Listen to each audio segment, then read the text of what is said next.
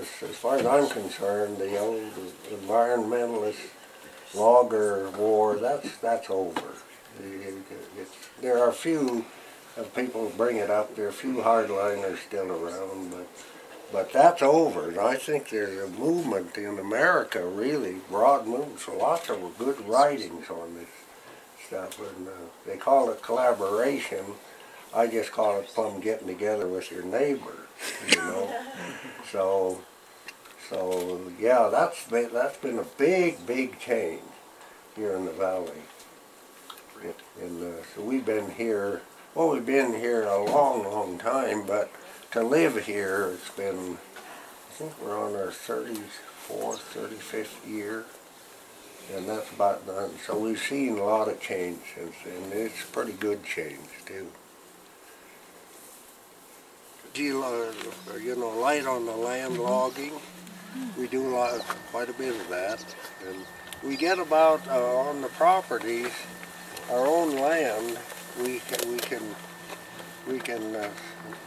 sustain about 1/3 of what we normally need to do what we do. I mean, sustain it into perpetuity. But then the other third we get from from logging on our neighbors, and we help our neighbors quite a bit to make their plans and do that. And so we have some income from that too, just helping somebody with their management plan.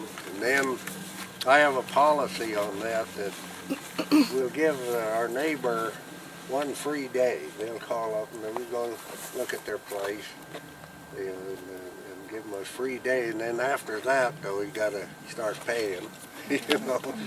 So, and then the other third, roughly, again, comes from just people. They know we got a little mill here, and they got to get a little jag of logs. They want them sawed up into something. They'll bring them over, and we'll saw them up for them, and whatever they want, and then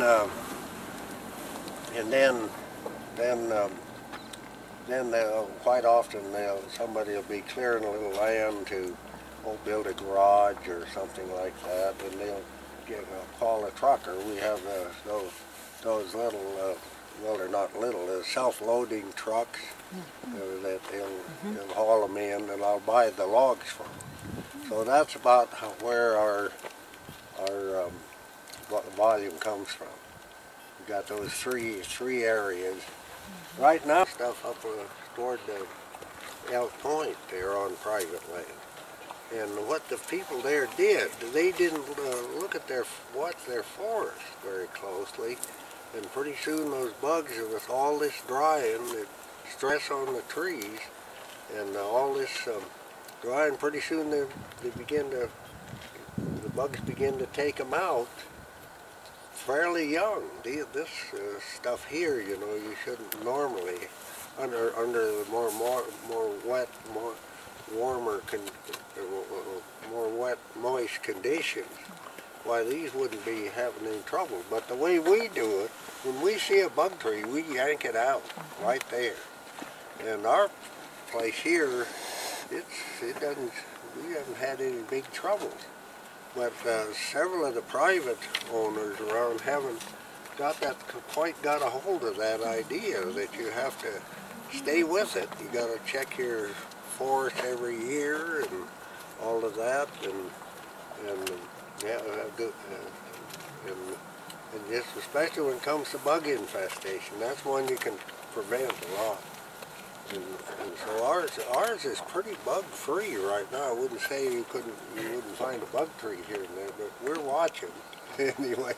And we just grab them. Of course, we got a sawmill, but other people can bring it here too. And there's other sawmills too. Get a truckload, you can go to the Pyramid, do things like that too, sell your stuff. But I like the idea of having to make it pay. That's kind of American, you know. Make it pay and still have it nice and sustainable. You know, why not? Do you have to replant, or do you get enough natural regeneration? We're pretty much natural here. I've planted just a little, but if we work it right, why we can get a natural reproduction almost without fail here. So that's good too. Well, you have to work it though. You have to work it a little different for different species. What we're looking at here is almost pure lodgepole stand. There's there's larch, quite a lot of larch. It kind of changes here. You have to look at all those little sub-ecosystems when you go out there with a chainsaw. You have to take them too much, it's all different. So that's what you have to look at. And then the connectivity is darn near everything. Because when you look at with the idea that you're not going to damage anything else and you're going to perpetuate sustainability of some kind, why then you have to watch every little ship, every little ship. And that's what our plan does. We have a practice recommended for just about every situation we will encounter on this. Of course, if the bugs got away from us and took all the lodgepole out, that's what these mountain pine beetles primarily do. Then we have to back off and say, well, gee, call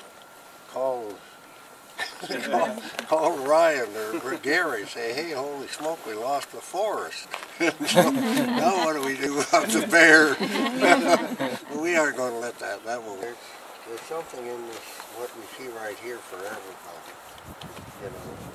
We don't want to mess it up. And we don't need to. We can work around in there and apply processes to take some out. The big thing that we hit when we started to make this management plan was the biggest conflict comes in with the forest. So we need pretty good heavy cover here for several reasons.